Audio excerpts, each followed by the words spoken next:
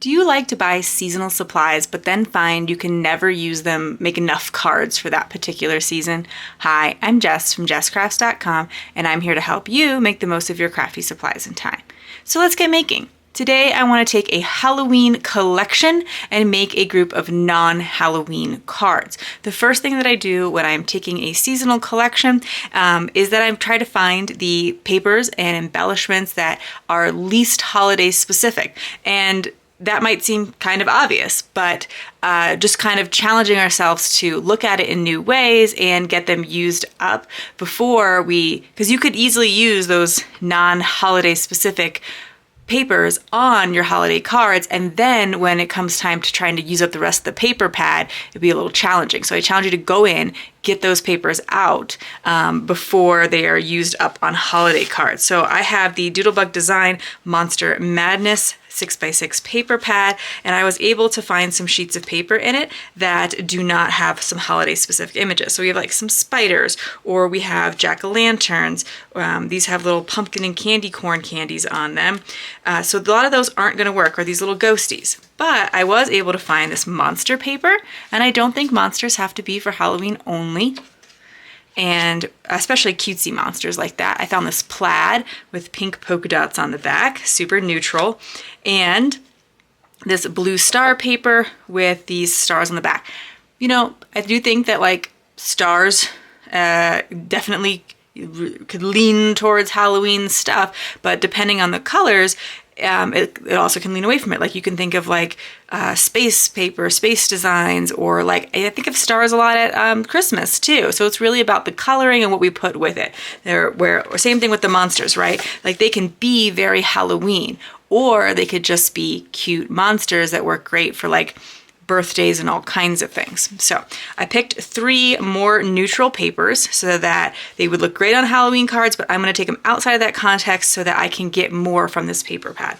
Then there are these cut-aparts that are part of a lot of Doodlebug collections, and I do think that when Doodlebug Designs was making this, they were really kind of thinking about making some non-Halloween cards with them. So I see things like a happy birthday monster, monsters with no sentiment, a hello, and a sending monster hug. So I think I can use some of these tags. I can cut them apart and punch a hole, add some twine, etc. to them, or I could even cut the top off of some of them if that works and just use them as a small embellishment. And then there's Let's Party and Happy Birthday. There's a Let's Party over here, a You're So Sweet, a Life Is So Sweet, so another Happy Birthday, a lot of things that I can use for other cards. And I even have the icons stickers, and many of these are just cute little monsters, a monster holding a balloon, and so many other things I can use. Like I can't use, I probably won't use the boo unless I were to maybe cut the flag off or something, but I'm not going to worry about that today because there's so many things that I can make use of. And then I'm going to be using my paper busting templates. I picked 3 different templates because I have 3 pieces of patterned paper. So these will be linked in the video description. I have 6x6 paper busting template number 4, 9, and 15, and I'll be able to cut patterned paper with no scraps using these. So for 6x6 paper busting template number 4, I'm going to use this plaid paper with the pink on the back. I'm going to follow the directions to cut it with no scraps. So I'll start by cutting it at the 3-inch mark, and then I'll take this 3x6-inch piece and I will cut it to 2 1.5-inch pieces. So I'll measure 1.5 from 6 and then 1.5 again. Then I need a 1-inch piece and a 2-inch piece. So I took 1 inch off, and then I have all the pieces that I need. I'm also going to be able to cut card stock mats for these. I'll do the same thing to the second side of the paper, and then I will have all the pieces that I need for these first 2 cards. And I can move on to paper busting template number 9. This one is super easy because you just cut it into a bunch of 2x3-inch pieces, and there actually are 2 different ways that I suggest you can assemble them. This particular sketch here works if you have directional pattern paper, and this works with non-directional pattern paper because you're going to take it and you're going to turn some of the pieces from being like, you're going to cut them like this and then turn them on their side. And so you need some non-directional pattern paper for this version of the sketch. That's why I like having 2 versions of it. Now my paper is non-directional today, so it doesn't matter. I can use either one. So I will cut 2 by 6 inch strips, and then I will cut each of those in half to 2 by 3 inch pieces. You can even cut a couple of pieces at once. You could take all 3 of your 2 by 3s and cut them at once if your paper trimmer can handle that. And so then there's all of the cardstock pieces or pattern paper pieces I need for that one.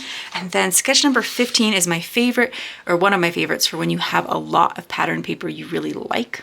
So if you want to show off a lot of it, and that is the case here with this monster paper. I don't really want to cover a lot of it up. So again, I'm going to start according to the cutting template to cut to 3 inches.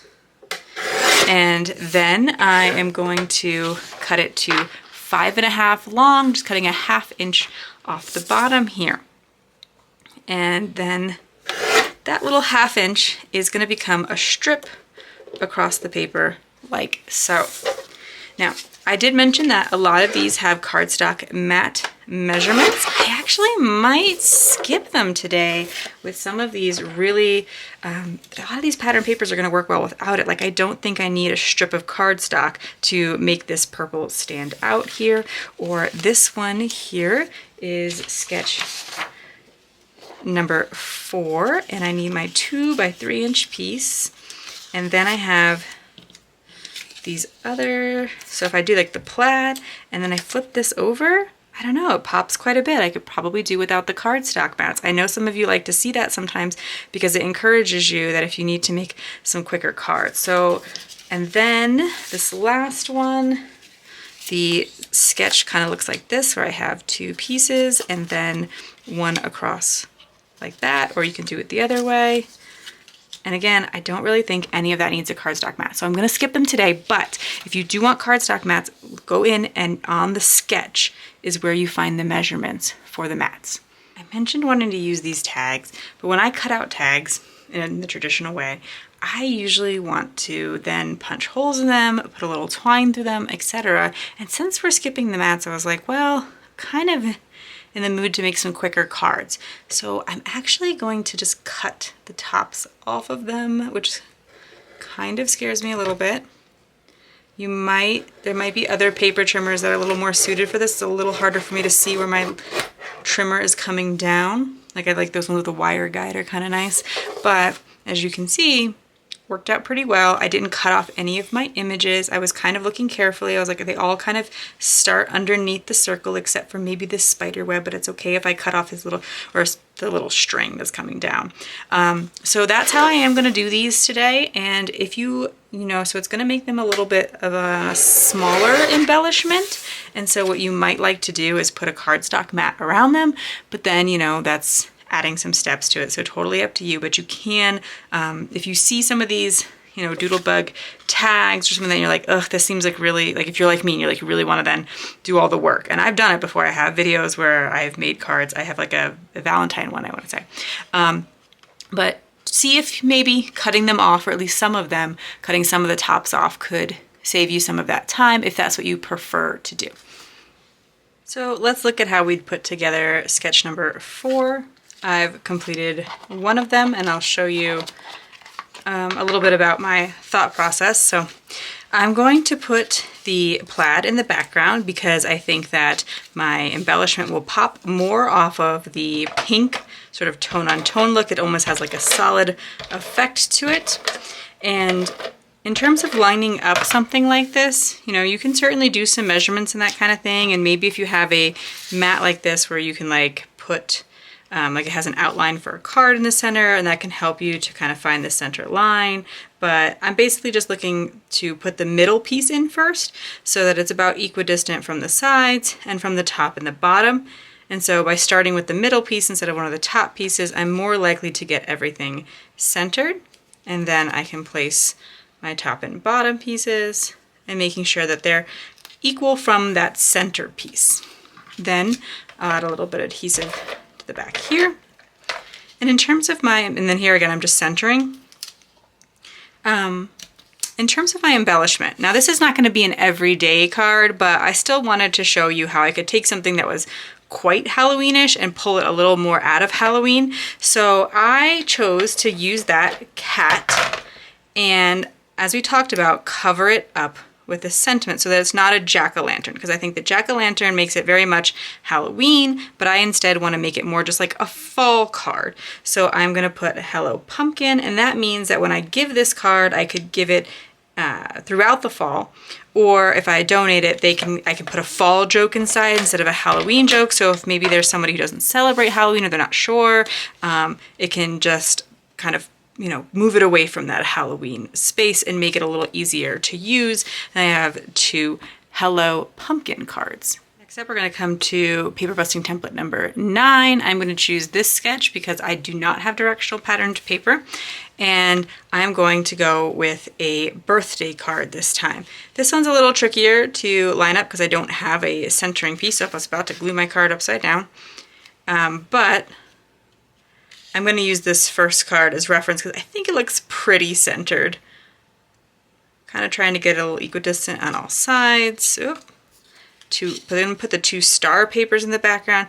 Again, I think it will just, like, because of the blue monster, I think he's going to kind of pop off the blue more, but you can switch it up and try whatever variations you want. If you do have single-sided paper, you can still use a lot of these sketches and ideas. What I usually like to do is combine 2 pieces of single-sided paper so I can still mix up the patterns, but you can, of course, complete a lot of these designs with even just 1 piece of paper. Like, it's fine if all 3 of these are the same pattern paper, like the same design, but you just maybe then really want to add in those mats. And then I have that simple happy birthday, easy peasy way to use some Halloween papers but make non-Halloween cards. Of course, your Halloween paper might not have these little cutouts, in which case you would just go to your collection, find something, you know, color a little critter or, you know, something similar, and then add in a sentiment of your choice. You can recreate that kind of thing. And last we have paper busting template number 15. This one that is great for those patterned papers where you want to show off a lot of the pattern. Centering it, lining it up with the very top of the card because there's no call. I mean, I have a mat where it just goes down the sides, but the pattern paper goes all the way from the top edge to the bottom edge, whether you use a mat or not. And then we'll take that little extra 1/2 inch strip, put it across the center so that it doesn't go to waste. If you don't want that for some reason, you can always pop it inside the card, but this is a really fast way to use up some 6x6 pattern paper because there's very little cuts to make. It's a very simple design. Then, you know, just kind of to extend the idea of like wanting to use up things even outside of the season, even outside of the obvious way to use them. This one says, life is one big adventure.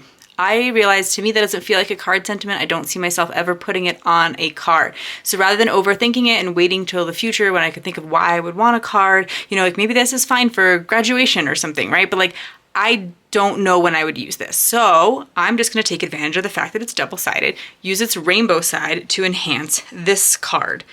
And then I'm gonna come in with the sending monster hugs sentiment, and it kind of adds to, that's a sort of very small embellishment, but then by layering it on that rainbow paper, it's made it a more substantial sort of focal point of the card.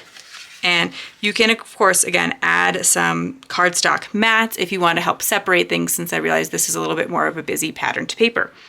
And now we have made, with Halloween products, 6 cards that are not Halloween specific any longer, and we could of course make more by using the second sheet of each of these patterned papers. I think there's a lot of potential in this particular collection, but I encourage you to go into your collection of seasonal paper and see if you can make some non-seasonal cards so that you are maybe not so overwhelmed with your seasonal stash.